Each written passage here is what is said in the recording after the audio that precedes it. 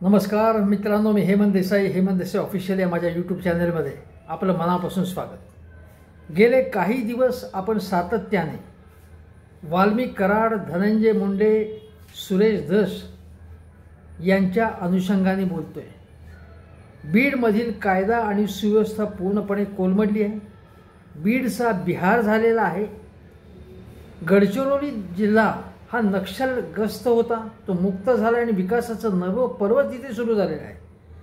पण बीडसारख्या जिल्ह्यामध्ये तिथे नक्षलवादी नाही आहे, पण तिथे गुंडांचं नवं पर्व सुरू झालंय का? नवं पर्व काय? गेले 30 वर्ष बीडमध्ये गुंडगिरी चालली आहे, मस्तबालपणा चालला आहे। गावगुंड थैमान घालतायत, धिंगाणा घालतायत आणि कुठलंही सरकार असलं तरी ते हातावर हात ठेवून बसलेलं होतं। गोपीनाथ मुंडे यांनी देखील मुंबईमधला अंडरवर्ल्डचा सगळा धाक संपवला, अंडरवर्ल्डला पूर्ण नष्ट केलं। पण त्याच गोपीनाथ मुंडेंच्या बीड जिल्ह्यामध्ये काय चाललेलं आहे ते असल्यापासून आता स्पष्ट बोलण्याची पाळी आली। मुंडे आणि महाजन यांच्या काळापासूनच बीडमध्ये अनागोंदी सुरू होती। धनंजय मुंडे यांचे वडील पंडित अण्णा यांच्याबद्दल सुद्धा वेगवेगळ्या स्वरूपात बोललं जात होतं।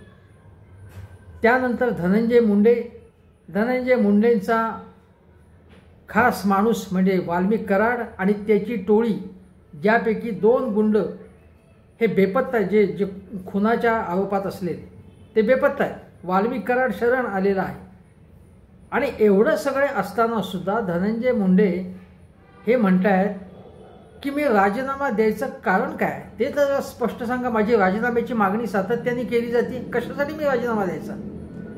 पण गेले काही दिवस हेच धनंजय मुंडे तोंड लपून बसलेले होते। ते मीडियाला फेस करत नव्हते, मीडियाला टाळत होते। त्यांची देवेंद्र फडणवीस यांच्याबरोबर आधी बैठक झाली, त्यानंतर आज कॅबिनेटची बैठक झाली आणि 100 दिवसांचा कार्यक्रम देण्यात आला प्रत्येकाला। धनंजय मुंडे यांच्या खात्याचीही बैठक झाली। याचा अर्थ धनंजय मुंडेंना अभय मिळालेला आहे। त्यांना कुठल्याही प्रकारे हात लावण्याची मुख्यमंत्री देवेंद्र फडणवीस यांची आता इच्छा नाही आहे, हे स्पष्ट आहे। कारण त्यांना अन्यथा इतका कॉन्फिडन्स आला नसता। जे तोंड लपून फिरत होते किंवा मीडियाला फेस करताना सुद्धा अशा प्रकारे बोलत होते, त्यांचा चेहरा भयग्रस्त होता की काय होणार आता? आपल्याला मंत्रिमंडळातनं हाकललं तर आपलं काय होणार?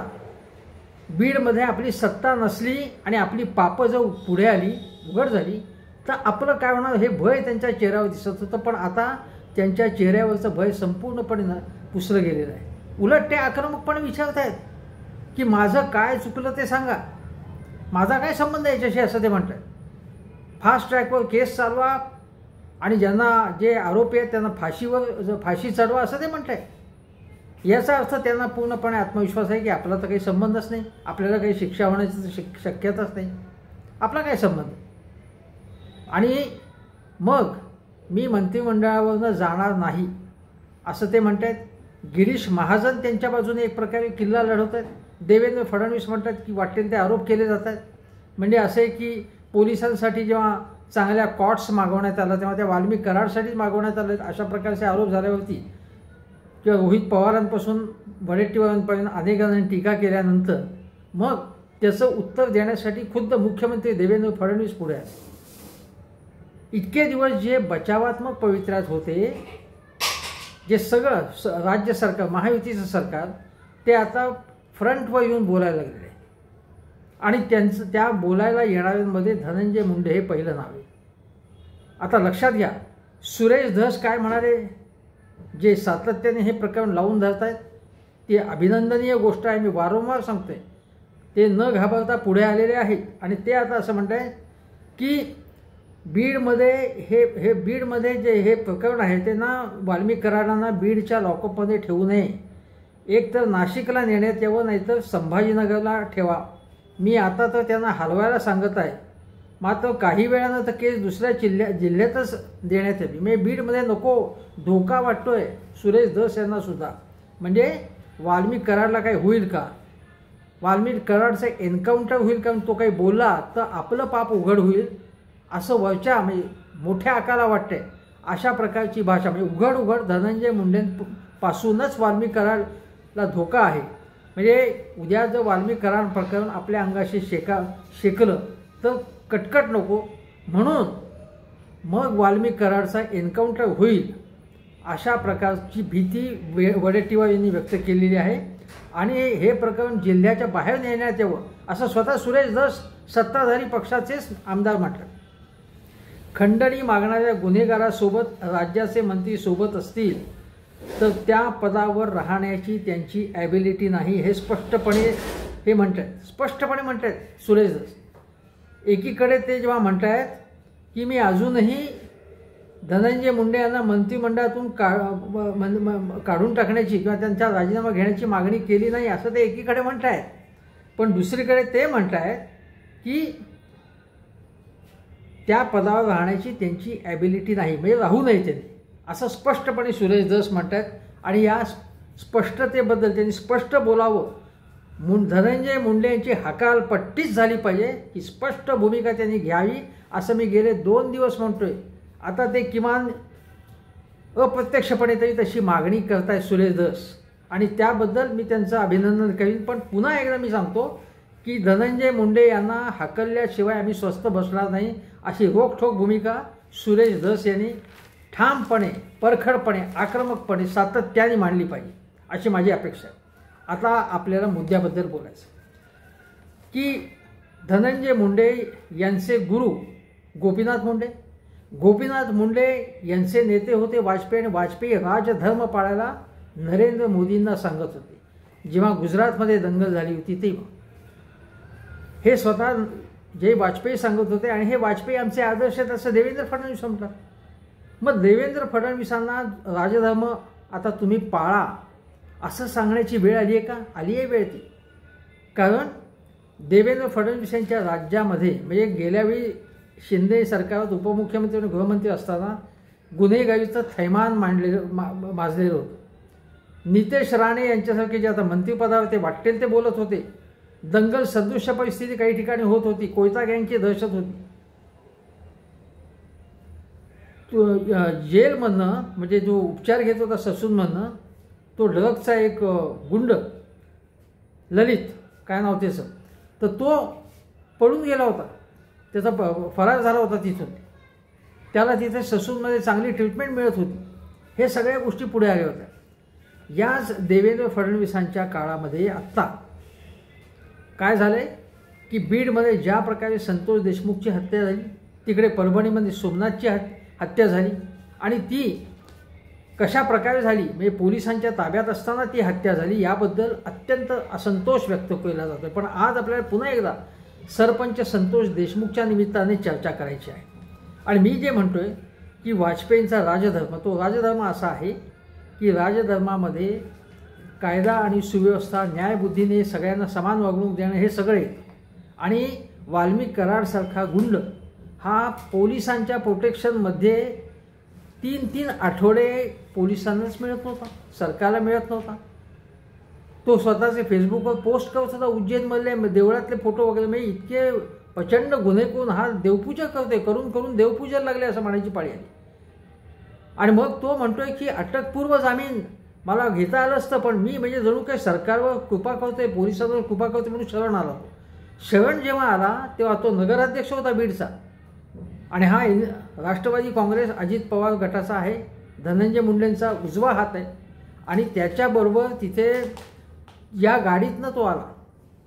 तीच गाडी सुरेश धस यांनी सांगितली की अजितदादा जेव्हा बीडमध्ये संतोष देशमुख यांच्या कुटुंबियांना भेटण्यासाठी आला होता, तीच गाडी त्या ताफ्यात होती. किती गंभीर गोष्ट ही, हे पोलिसांच्या लक्षात आले, हे सुरेश धस यांनी लक्षात आणून दिलं.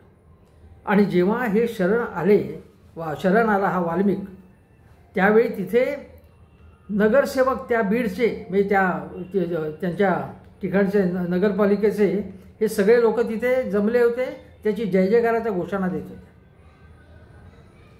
आणि हे सगळे राष्ट्रवादीचे लोक होते किंवा वाल्मिकचे किंवा धनंजय मुंडेंचे पित्ते होते, त्यांची गँग होती ती सगळी. हे सगळं उघड सुरू होतं हे. आणि मग तो शरण त्यांनी कशा प्रकारे यायचं हे जणू काही सगळं स्टेज मॅनेजडच होतं.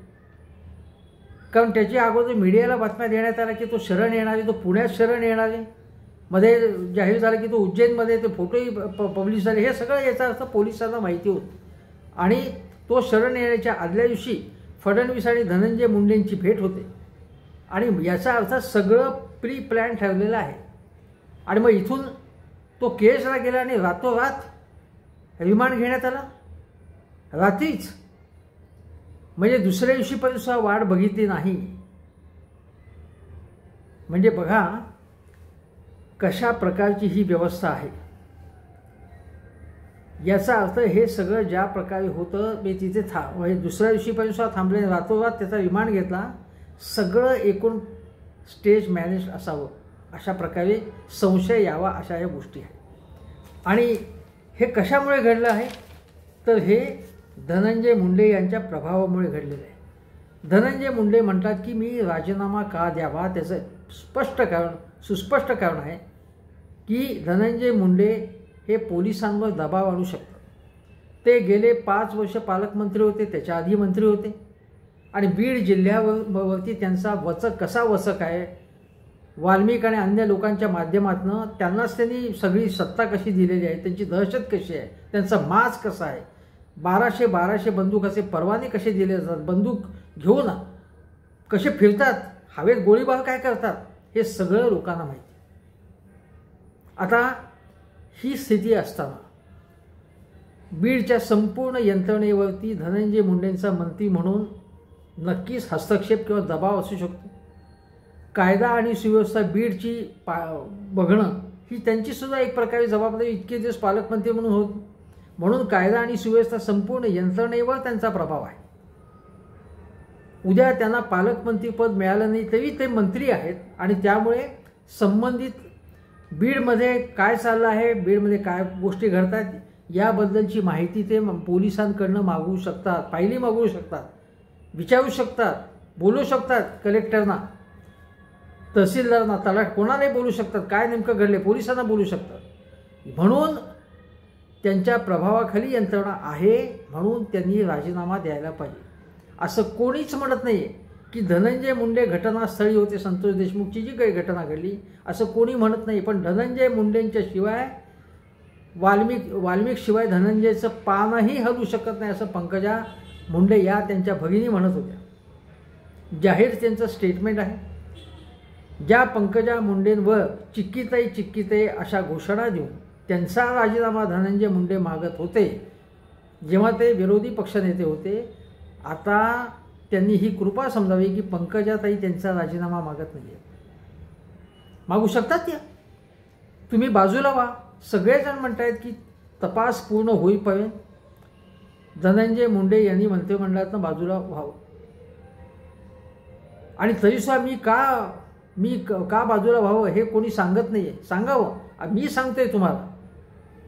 यासाठी तुम्ही बाजूला राहिलं पाहिजे. आणि राजधर्म हे सांगतो की जेव्हा मंत्र्याबद्दल शंका उत्पन्न होते तेव्हा त्यांनी बाजूला राहिलं पाहिजे. ज्यावेळी संजय राठोड यांच्याबद्दल काही आरोप झाले तेव्हा संजय राठोडांनी राजीनामा द्यावा अशी मागणी झाली.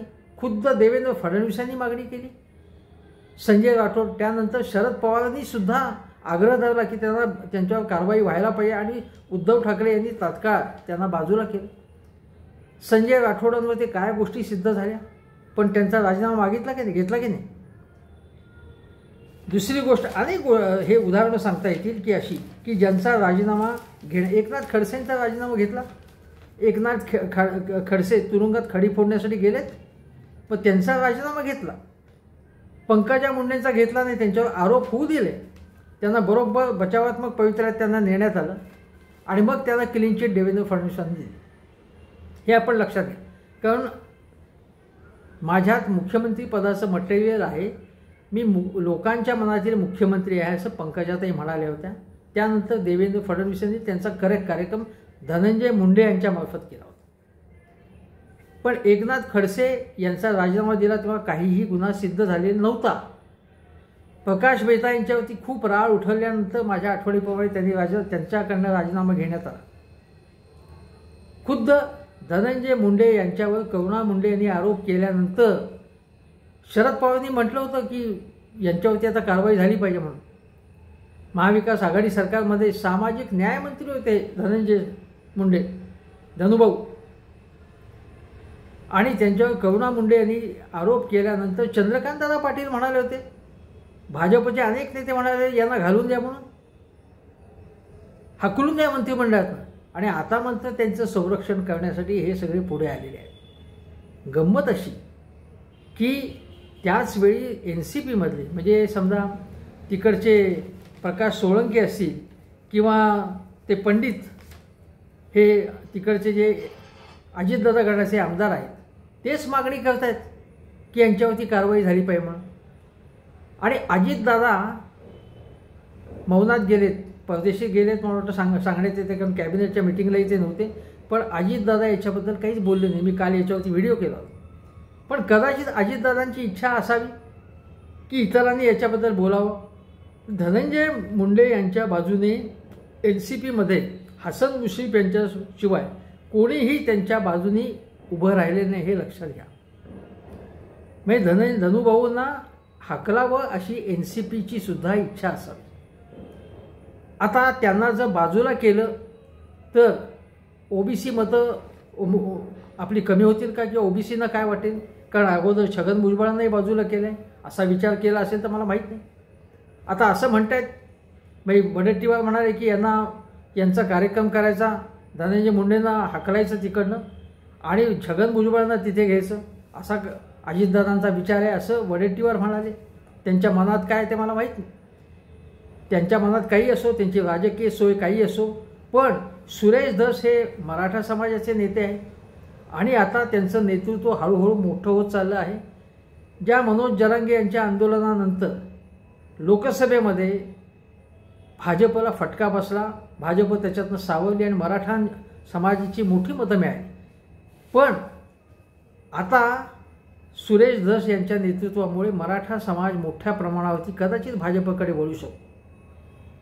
आणि त्याचवेळी पंकजाताई आहेत भाजपवर, पण धनंजय मुंडे यांच्यावर जर कारवाई झाली तर त्याचा भाजपला असा थेट तोटा नाही आहे, काहीच तोटा नाही. कारण आज अशी गोष्ट आहे की धनंजय मुंडे यांच्या या बीडमधल्या या गुन्हेगारी स्वरूपाच्या राज्यात अनेकांचे खून मुर्दे पडलेत, खुनाचे प्रयत्न झालेले आहेत, ब्लॅकमेलिंग झाले, खंडणी सत्र आहे.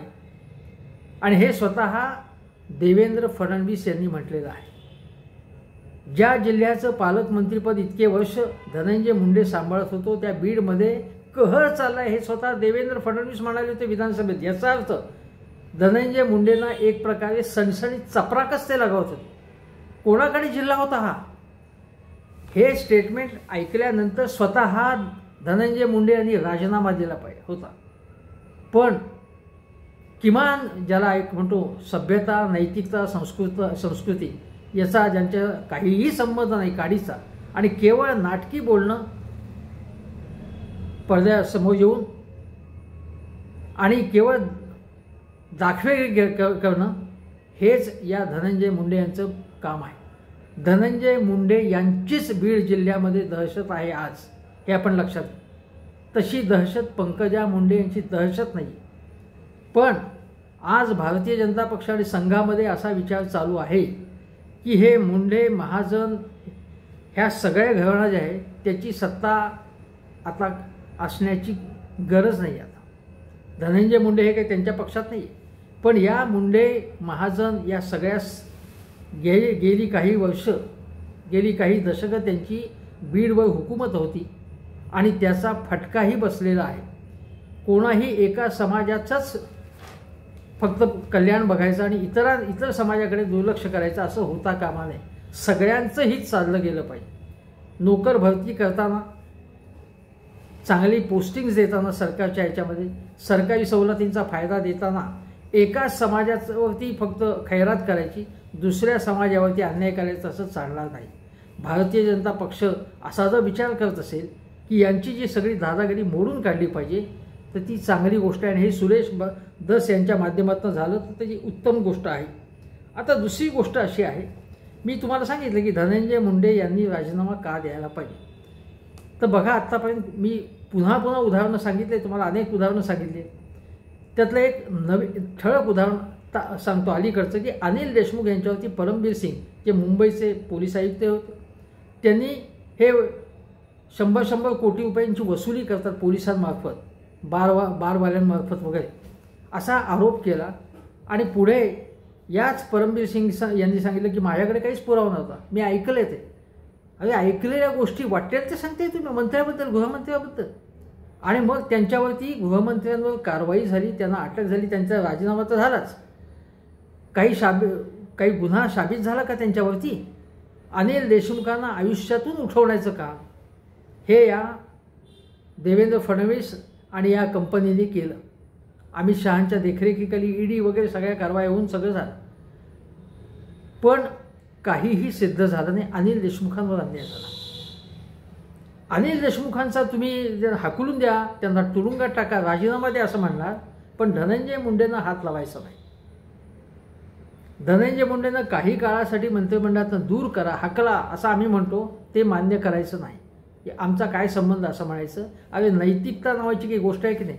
लाल बहादूर शास्त्री यांनी रेल्वे अपघात झाल्यानंतर ते तिकडे गेला होता का अपघात करायला?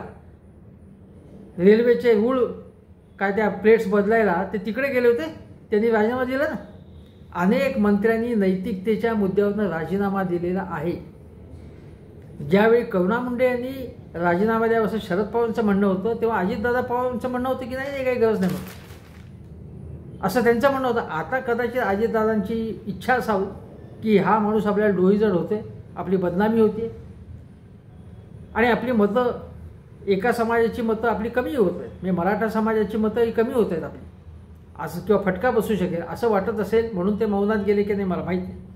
कारण ते धनंजय मुंडे यांची बाजू लढवायला काही आलेली नाही.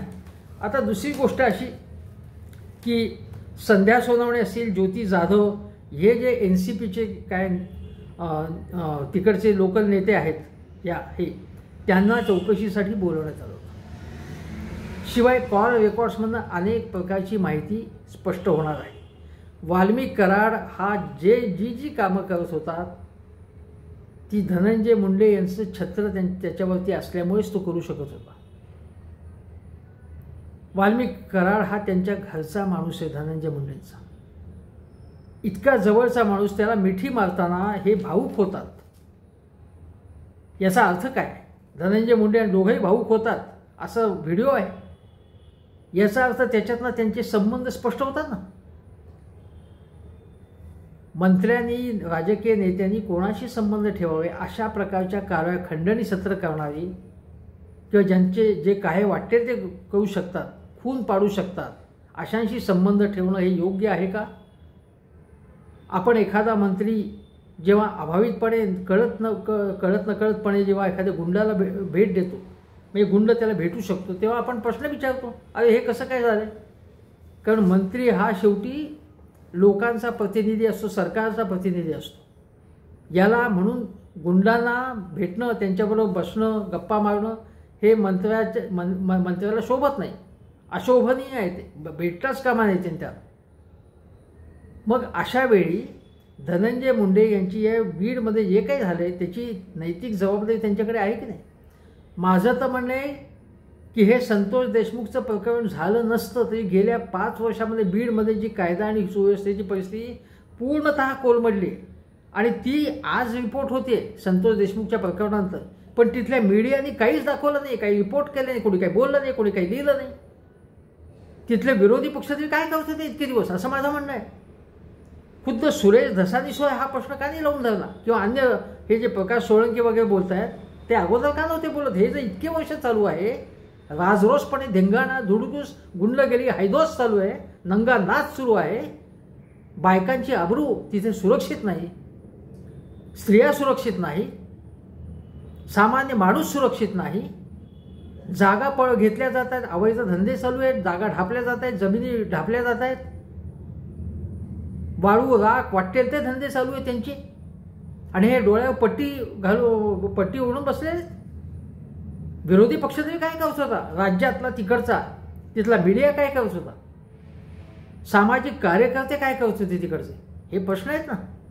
आणि हे बेशरमपणे विचारत आहेत की मी राजीनामा का द्यावा म्हणून. म्हणजे खरोखर लाज असेल, शरम असेल तर राजीनामा द्यायला पाहिजे. अरे बीडमध्ये ज्या सगळ्या या पातकांची जबाबदारी, नैतिक जबाबदारी माझी आहे. मी तिथला मंत्री, मी तिथला पालकमंत्री होतो. काही वाटतं की नाही तुम्हाला त्याचं? आणि देवेंद्र फडणवीस त्याच्याबद्दल काही बोलत नाहीत. जे बसवराज तेली यांची जी काय आता एक SIT टीम नेमलेली आहे, आता मी त्यांच्याबद्दल सांगतो तुम्हाला. आता हे जे गृहस्थ आहेत ते अगोदर सांगलीला होते आणि सांगलीमधली सुद्धा त्यांची कीर्ती काही चांगली नाही आहे. एखादा चांगला पुण्या मुंबईचा किंवा कुठल्याही प्रमुख शहरातला एक सशक्त एखादा पोलीस अधिकारी त्याच्या नेतृत्वाखाली ही SIT नेमण्याची गरज होती. एका ठिकाणी एक सांगलीमध्ये एका हॉस्पिटलमध्ये अगदी नवजात बालकं होती आणि तिथे गणपती उत्सवाच्या मिरवणुकीमध्ये इतक्या जोरात कंठाळी आवाज चालू होता की काही लोकांनी बसवराजजींना व्हिडिओ पाठवले आणि सांगितलं की कृपा करून आमच्या बाळाची सुरक्षा धोक्यात आहे तर काहीतरी करा. त्यांनी काहीही केलं नाही. सांगलीमधला त्यांचा परफॉर्मन्स चांगला नव्हता असंही सांगितलं. ते आता त्या कमिटीवरती आहेत. म्हणजे त्यामुळे आता काय होणार, कसं होणार याच्याबद्दल शंका येते. आता दुसरी गोष्ट अशी की बीडमधलं अगदी लहान पोरगंही सांगते की आता वाल्मिक कराडला फारसं काही होणार नाही. धनंजय मुंडे आहेतच त्यांना वाचवायला. धनंजय मुंडेसुद्धा वाचणार आहेत आता, कारण त्यांना अभय मिळालेला आहे. त्यामुळे या प्रकरणाच्या मुळाशी कोणी जाणारच नाही. मास्टर माइंड या प्रकरणाचा, संतोष देशमुख प्रकरणाचा मास्टर माइंड सापडणारच नाही. वरवरच्या काहीतरी कारवाई होतील, कोणाचा तरी त्याच्यामध्ये बळी दिला जाईल आणि प्रकरण मिटवलं जाईल. हे आत्तापर्यंत होत आलं आहे आपल्याकडे आणि आजही होणार आहे. आता मी तुम्हाला एक सांग की जसं अनिल देशमुखांचं उदाहरण सांगितलं, एकनाथ खंडसे, संतोष राठोड, तसंच नवाब मलिकांचं मी एक उदाहरण तुम्हाला सांगितलं की नवाब मलिकांनी समीर वानखेडेचे सगळे भानगडी बाहेर काढल्या आणि त्याच्यानंतर मग नवाब मलिक यांना गोवण्यात आलं. मग गोवण्यात आल्यानंतर त्यांना महाविकास आघाडी सरकारमध्ये मंत्री होतं ते बिनखात्याचे मंत्री झाले. उद्धव ठाकरेच नव्हे तर राष्ट्रवादी काँग्रेसचं असं म्हणणं होतं की यांना जाणीवपूर्वक एखाद्या प्रकरणात अडकवण्यात आलेलं आहे असं. आणि माझ्या आठवणीप्रमाणे तेव्हा राष्ट्रवादी काँग्रेस काही पक्ष काही फुटलेला नव्हता. अजितदादा वगैरे सगळ्यांचं मत असं होतं की नवाब मलिकांना गोवण्यात आलेलं आहे त्याच्यामध्ये. तेव्हा त्यांना काढून टाकण्यात आलं नव्हतं, पण त्यांना गोवण्यात आल्याचा संशय होता. नवाब मलिक त्यांना काय, त्यांचं जे काही प्रकरण होतं जमिनीची अंडरवर्ल्ड वगैरे, काय झालं पुढे? तुरुंगातनं बाहेर आलं, त्यात मुक्त आले ते त्याच्यातनं सगळ्यात. हसन मुश्रीफ मुक्त झालेले. प्रफुल्ल पटेल, इक्बाल मिर्ची वगैरे प्रकरणं काढली, काही झालेलं नाही त्यांना. त्यामुळे हे सगळं राजकारण आहे, क्षुद्र राजकारण आहे. आणि त्याचा जो मास्टर माइंड आहे, ते हे सगळं ज्या प्रकारचं राजकारण गेली काही वर्ष महाराष्ट्रात चाललं आहे त्याचा मास्टर माइंड दिल्लीत आहे. पण बीडमधला मास्टर माइंड हा मुंबईत आहे सध्या. आणि बीडमध्ये मास्टर माइंड कोण आहे, मोठा आका कोण आहे हे सगळ्यांना माहिती आहे. सुरेश धस आणि अनेक जण यांना त्या प्रकारे धनंजय मुंडेंकडेच बोट ठेवत आहेत. आणि म्हणून धनंजय मुंडे यांना जर काही थोडी तरी काहीतरी वाटत असेल, म्हणजे आता मी काय लाज शब्द वापरतो की लाज शब्द वापरावासा वाटतोय पण नाही वापरत, थोडी जरी काही शिल्लक असेल तर त्यांनी स्वतःहून राजीनामा द्यावा. आणि नाही तर अजितदादांनी त्यांना राजीनामा द्यायला सांगायला पाहिजे. अजितदादांनी ऐकलं तर देवेंद्र फडणवीसांनी राजीनामा द्यायला त्यांना सांगितलं पाहिजे. नाही तर हे प्रकरण, वाल्मिक कराडचं प्रकरण, संतोष देशमुखाचं प्रकरण, त्याच्या मुळापर्यंत हे प्रकरण, त्याचा मास्टरमाइंड शोधून सगळे धागेदोरे त्याचे शोधले जातील आणि खऱ्या आरोपींना शिक्षा होईल असं लोकांना वाटणार नाही. संतोष देशमुखांच्या पत्नी, त्यांची मुलगी, त्यांचे सगळे कुटुंबीय यांच्या जे आहेत, यांच्या डोळ्यातलं पाणी बघा, त्यांच्या मागणीतली आर्तता लक्षात घ्या, त्यांचा आक्रोश लक्षात घ्या. आणि आज बीडमध्ये अनेक घरांमध्ये दुःखाचं वातावरण आहे आणि भीतीचं वातावरण अजूनही भीतीचं सावट आहे. आज वाल्मिक कराड त्याला शिक्षा होईल न होईल माहीत नाही मला, कसं ते प्रकरण आरोपपत्र कसं होईल, पुरावे कोणते मांडले जातील, साक्षीदार कोण पुढे येतील याच्यावर अवलंबून आहे. नाही तर मोठ्या आकाचा म्हणजेच जे मंत्रिपदावर आहेत त्या आकाचा बरदस्त आणखीन कोणावरती असेल आणि बीडमध्ये हेच जंगलराज सुरू होईल हे लक्षात घेतलं पाहिजे आणि म्हणून याबाबत काळजी घेतली पाहिजे. आता गोष्ट अशी आहे की या प्रकरणावरून दुसरीकडे लक्ष वेधण्यासाठी म्हणून मग संजय राऊतांना मातोश्रीवर मारहाण झाली किंवा राजन साळवी शिवसेना जय महाराष्ट्र करून भाजपमध्ये जाणार आहेत किंवा मिलिंद नार्वेकर यांनी देवेंद्र फडणवीस यांची या प्रकरणात कशी पाठ थोपटली वगैरे बातम्या मीडियामधनं लावण्यात येत आहेत आणि मूळ प्रश्नाकडनं लोकांचं लक्ष दुसरीकडे वळवलं जात आहे. पण मूळ प्रश्न हाच आहे की बीडमध्ये जी कीड आहे ती कीड मुळासकट नष्ट करण्यासाठी म्हणून धनंजय मुंडे यांच्यापासून ती सगळी लिंक आहे ती उद्ध्वस्त केली पाहिजे आणि म्हणून धनंजय मुंडेंचा राजीनामा घेतलाच पाहिजे हे मी पुन्हा सांगतो. आणि इथेच थांबण्यापूर्वी हेमंत देसाई ऑफिशियल हा माझा यूट्यूब चॅनल जरूर बघा, शेजारचं बेल आयकनचं बटन दाबा आणि जास्तीत जास्त हे व्हिडिओ शेअर करा. धन्यवाद.